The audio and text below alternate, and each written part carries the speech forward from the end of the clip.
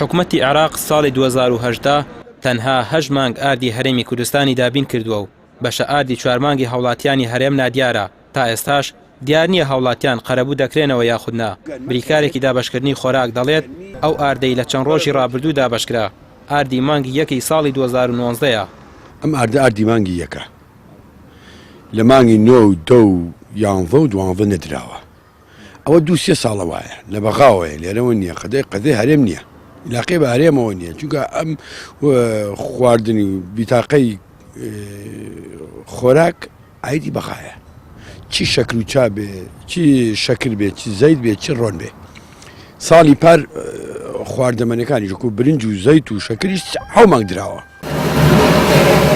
مانگانە حکومەتی عێراق 22,250 تەن گەنم دەدات بە سایلۆکانی سلێمانی کە لە سەدا 80 گەنمی هەرێم و لە سەدا 20 گەنمی عێراقە و بە تێکەڵی دەکرێت بە ئارد و بەسەر هەوڵاتیاندا دابەش دەکرێت.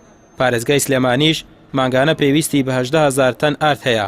بەڕێوەبەری دروستکردنی دانەوێڵەی سلێمانی دەڵێت تا ئێستا دیار نییە قەرەبووی هەوڵاتیان لە بەرامبەر فەوتانی بەشە ئاردی 4 مانگی ساڵی ڕابردوو دەکرێتەوە یاخودنا.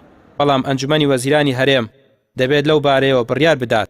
ساڵی ڕابردوو 8 مانگ تەوزیعکرا لە هەموو پارێزگاکانی عێراق، یعنی 8 مانگ ئارد تەوزیعکراوە. ئەو 4 مانگە بریار لای وەزارەتی بازرگانی عێراقە ئایا قەرەبووە کردەوە بە پارە یان ناکرێت جارێک چاوەڕێ بریاراکەین.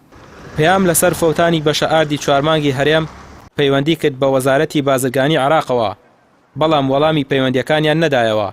هەرچەندە بەپێی ئەو ڕێکەوتنەی هەیە پێویستە عێراق مانگانە بەشە خۆراکی هەرێم دابین بکات، بەڵام زۆربەی مانگەکان کەم و کوڕی تێدایە و حکومەتی هەرێمیش هیچ هەڵوێستێکی نییە و پێویستە لەو بارەیەوە داوای ڕوونکردنەوە لە وەزارەتی بازرگانی عێراق بکات.